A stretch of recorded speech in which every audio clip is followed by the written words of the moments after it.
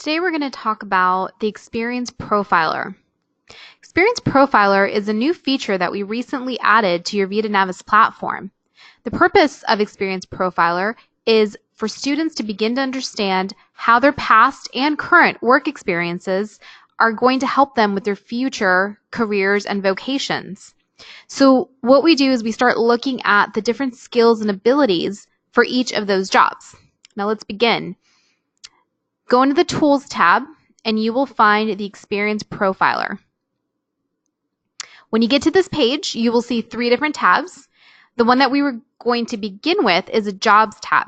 Now I do want to note that there is a bit of a description for each of them. So you have here the Jobs area, Skills area, and Abilities area, which I will go over next. But first, what we want to do is we want to add a new job. So go ahead and click on Add New Job and start typing.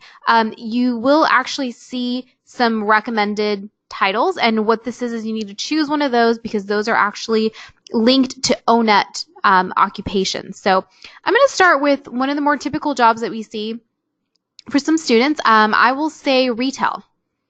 So retail, we have, as you can see here, again, these are all pulled from ONET, so let's choose retail salesperson. Next, there's the option to customize a job title. I'm going to just say retail salesperson. But this is an opportunity for the student to enter a specific name. Maybe it was a specific title that they had at the store that they worked at.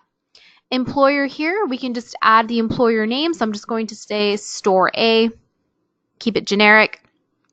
And we can start entering the start date. So I will say random date in 2010. And here, the student can either leave it empty, so empty just means that they are still currently at that position, or they can just enter an end date. There's also the opportunity here to add whether it was a part-time job. So we are defining part-time as less than 35 hours a week. So I'm just going to click that. Go ahead and submit. Now let's go ahead and add another job. This time I'm going to add another, let's say barista.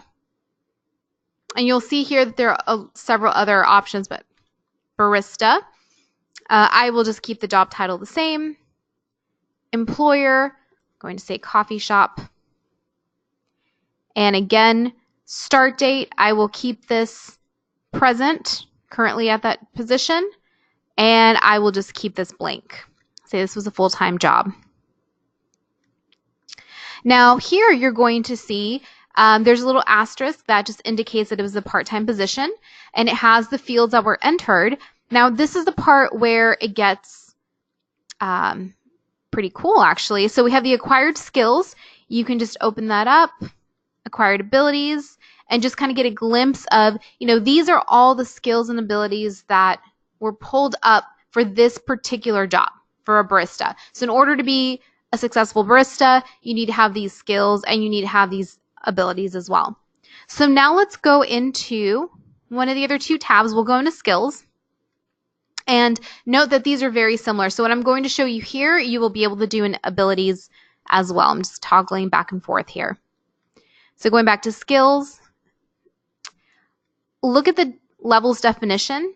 So this is just indicating what the level means, right? So novice is a beginner, expert, has a vast experience. So I think it may get a little tricky between the proficient and expert. So I encourage you to have students to take a look at the little, at this tab here.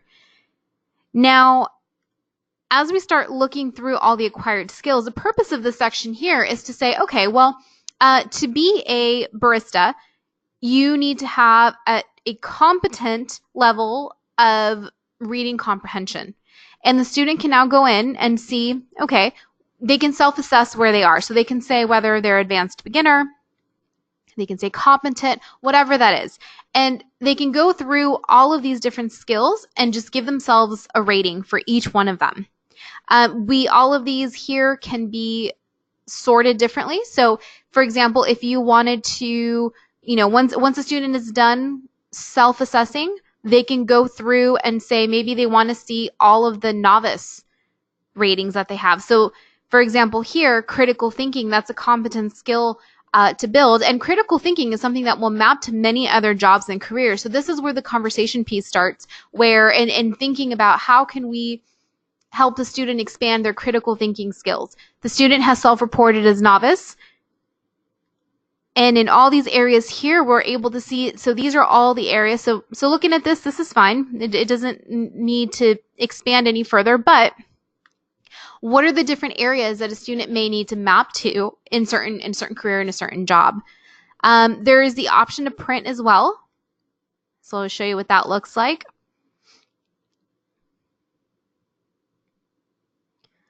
And here we go. So it'll print in whatever format you sorted the titles here. And now, very similarly in the Abilities tab, students are able to go in and see, okay, oral comprehension, written comprehension, oral expression, and so on. These are all important abilities that they need to work on, or that maybe they already have. So, oral comprehension, this particular job only requires a competent rating here, but the student is actually an expert. So that's something great. That's something that they can start to think about. Hey, it's something that I can add to my resume, and it's something that I'm going to be able to bring to my next job, my next career, my next vocation, whatever the case may be for the student. And that's all there is.